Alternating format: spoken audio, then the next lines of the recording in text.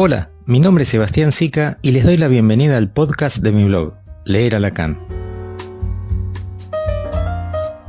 Durante el seminario 21, Lacan, seguramente vestido con alguna de sus conocidas camisas de cuello Mao y un cigarro torcido en la mano, comenzaba la 10ª sesión diciendo con tono desesperanzado: diga yo lo que diga, eso hará surgir dos vertientes, un bien y un mal.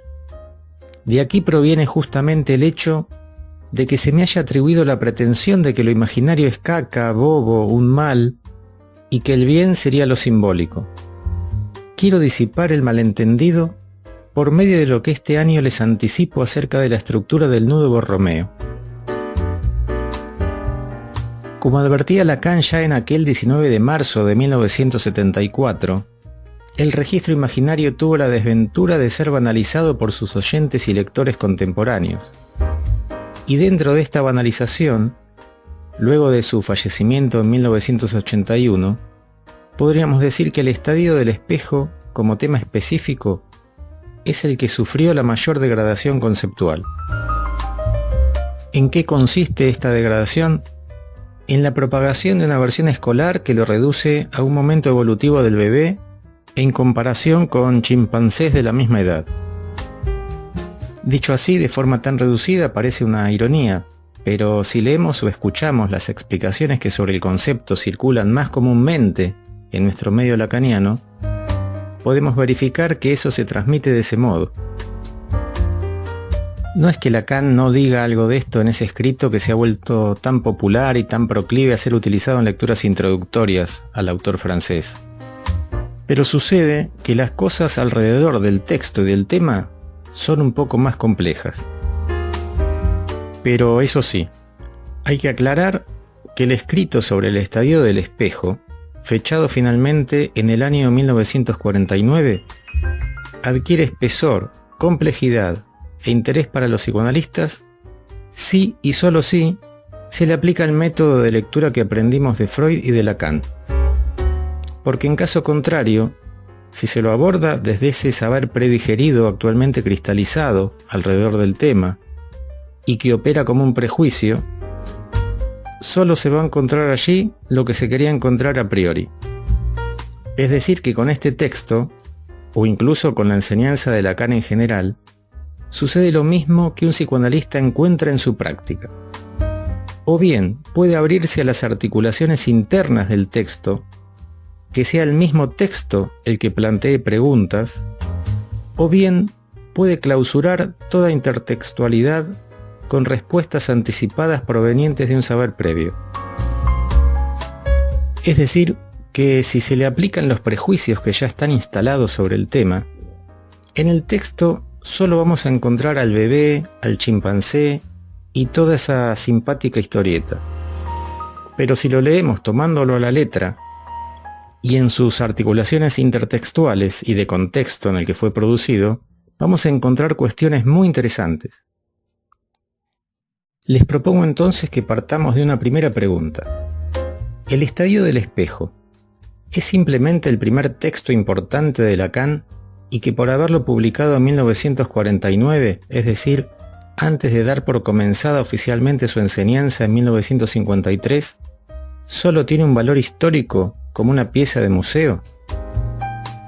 ¿O más bien traduce un evento o una serie de eventos que son estructurales en la constitución del ser hablante? El hecho de que en la continuación de su enseñanza no haya hecho demasiada mención al tema de manera explícita, ¿significa que desaparece de la teoría? Dicho de otro modo, ¿es solamente un texto que tiene lugar de reliquia o forma parte del paradigma lacaniano? ¿Qué clase de interés teórico o clínico reviste el hecho de revisar este texto iniciático? Pero dejemos que sea justamente el escrito el que nos responda. Este texto de Lacan aparece en Escritos 1 y está fechado en 1949. El contenido escolar y reducido que se transmite en la mayoría de las aulas es el siguiente.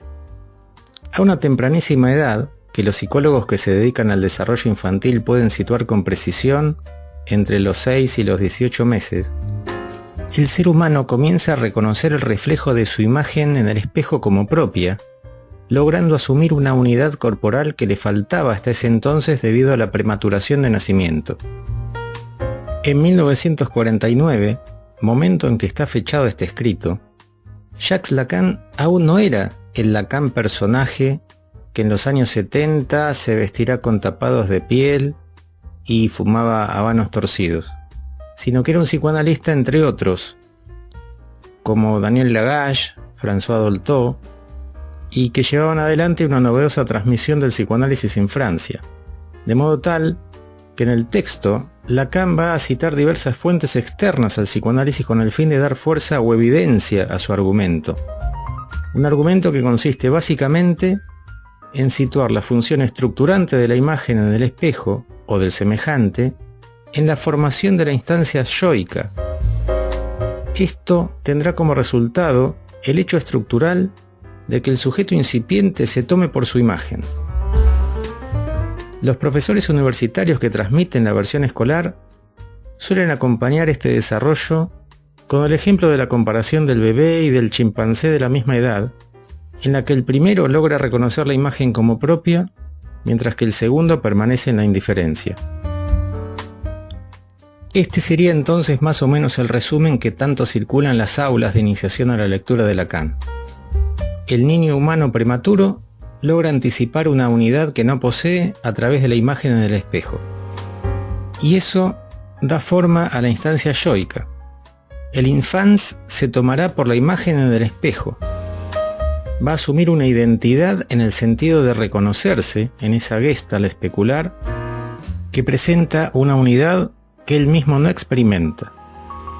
Este es el contenido básico que suele difundirse o subirse a las páginas de internet de divulgación para que los estudiantes copien y peguen en sus trabajos. Es decir, que lo que quedaría como idea es que en ese texto Lacan explicaría el estatuto imaginario del yo, el hecho de que el yo, que la lengua francesa permite nombrar con el término moi, es una imagen. Ahora bien, luego de haber escuchado esta versión como lo hemos escuchado todos durante tanto tiempo, volvemos nuestra vista sobre el texto original y de entrada, en el título, ya hay algo que podría llamar nuestra atención. El título completo del escrito figura como El estadio del espejo como formador de la función del je, tal como se nos revela en la experiencia psicoanalítica. Como se advierte, esto colisiona un poco con la idea preconcebida que suele tenerse cuando se lee este texto desde el saber ya establecido. El autor no hace referencia a que abordará la constitución del moi, del yo en su estatuto imaginario, sino del je que, por poco que se conozca de francés o de la continuación de la enseñanza de Lacan, se sabe que no designan lo mismo. Para decirlo de forma resumida, allí cuando en castellano decimos yo soy yo, utilizando el mismo término yo de ambos lados de la frase, en francés se dice je suis moi. El primer je es el sujeto del verbo, designa a quien habla, mientras que el moi permite objetivarse en la frase. Esto quiere decir que según la versión que tanto se repite, la que afirma que Lacan se dedica a explicar la estructuración del mundo especular para el bebé, en el título debería haber aparecido el yo moi, pero resulta que el propio autor escribió je. Nos avisa que en el texto va a abordar el estadio del espejo como formador del je, del sujeto.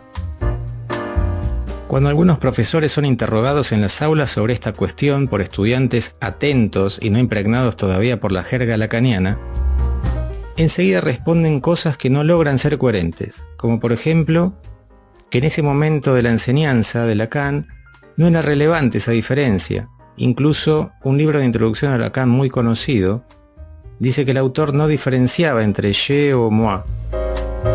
Pero la pregunta es, si no los diferenciaba, ¿cómo es que en el título dice específicamente que se va a tratar de dar cuenta del estadio del espejo como formador del je y no del moi? Una diferencia que sí aparece en el interior del texto. Si avanzamos un paso más, en el título mismo vemos que hay una llamada a pie de página en la que se nos aclara que se trata de una comunicación hecha en el Congreso de Zúrich en el año 1949, y justamente el texto comienza diciendo lo siguiente: la concepción del estadio del espejo que introduje en nuestro último congreso hace 13 años no me pareció indigna de ser recordada a la atención de ustedes en razón de las luces que aporta sobre la función del je. Lacan nos repite en la primera frase del texto que esta noción de estadio del espejo apunta a echar luces sobre la función del je, y también nos aclara que 13 años atrás, es decir, en 1936, ya había introducido este concepto de estadio del espejo en el medio psicoanalítico, pero en otro congreso. Uno podría dejar pasar esto como un dato histórico de color y continuar con la lectura. Pero como podríamos hacer con el material de un análisis, vale la pena plantear la pregunta: ¿para qué lo menciona Lacan? Si es lo mismo, ¿para qué mencionaría ese otro congreso? De forma novelada, entonces, preguntémosle al texto lacaniano: por favor, cuéntenos un poco de aquel congreso de hace 13 años. Podremos imaginar a un Lacan entusiasmado por la pregunta y ávido de contar lo que sucedió aquella vez, como efectivamente lo relató en otro escrito de la misma época del estadio del espejo, el escrito titulado Acerca de la causalidad psíquica y publicado en 1946. Allí nuestro autor relata lo siguiente: hice en 1936 una comunicación al respecto dirigida formalmente al Congreso de Marienbad, al menos hasta el punto en que me interrumpió Jones, quien presidía el Congreso en su carácter de presidente de la Sociedad Psicoanalítica de Londres. No entregué mis papeles a la secretaria encargada de los informes del Congreso, pero podrán encontrar lo esencial de mi exposición en unas breves líneas de mi artículo sobre la familia aparecido en 1938. Lo que nos cuenta Lacan es que aquella vez, en el Congreso de 1936, no logró finalizar la lectura de su ponencia porque fue interrumpido por Ernest Jones y entonces no entregó el original para la publicación en las actas del Congreso. Ese texto original está perdido. De esa primera versión del estadio del espejo, la del 36, no hay registro. Pero si tratamos de ir a las únicas fuentes que disponemos, vamos a encontrar algo interesante, que en su título no estaba la alusión al je. El rastro lo podemos encontrar en el programa del Congreso, en el que un joven psiquiatra francés figuraba como autor de una ponencia de largo título: El estadio del espejo, : teoría de un momento estructurante y genético de la constitución de la realidad, concebido en relación con la experiencia y la doctrina psicoanalítica. Con lo cual, como vemos, en el título de la versión de 1936, Lacan había escrito que el estadio del espejo es un momento estructurante de la constitución de la realidad, mientras que en el escrito que finalmente dio la publicación, 13 años después, el de 1949 que todos conocemos, aparece el estadio del espejo como formador de la función del je. Es decir, que Lacan sustituye constitución de la realidad por je. ¿Qué hace ahí esa partícula que designa el sujeto del verbo? ¿Es un error? ¿Algo producto de una distracción? ¿Qué decía Lacan en ese momento del je? ¿Lo confundía con el moi? ¿O justamente estaba ya construyendo en ese momento constitutivo de lo que sería su paradigma un edificio conceptual para diferenciarlo severamente? Pero mejor, repreguntémosle a ese Lacan imaginario que ficcionamos y que habla a través de sus textos. Jacques, ¿por qué en el título de la versión de 1949 aparece el je y en el de 1936 no? ¿Qué tienes para decir de ese detalle? Lacan tomaría el libro Escritos 1 y nos respondería con un texto contemporáneo de la primera versión del estadio del espejo. Lacan nos diría algo así: muy tempranamente yo ya pretendía situar en la teoría una instancia que designaba con el término sujeto y que se articulaba con el je. Si no, fíjese por ejemplo lo que escribí en esta frase a modo de pregunta en el texto Más allá del principio de realidad, que escribí en 1936, al mismo año de mi presentación del Estadio del Espejo en el Congreso de Marienbad. Allí, continuaría diciendo Lacan, me preguntaba esto con los lectores. ¿Y cómo, a través de las identificaciones típicas del sujeto, se constituye el je, en el que aquel, el sujeto, se reconoce?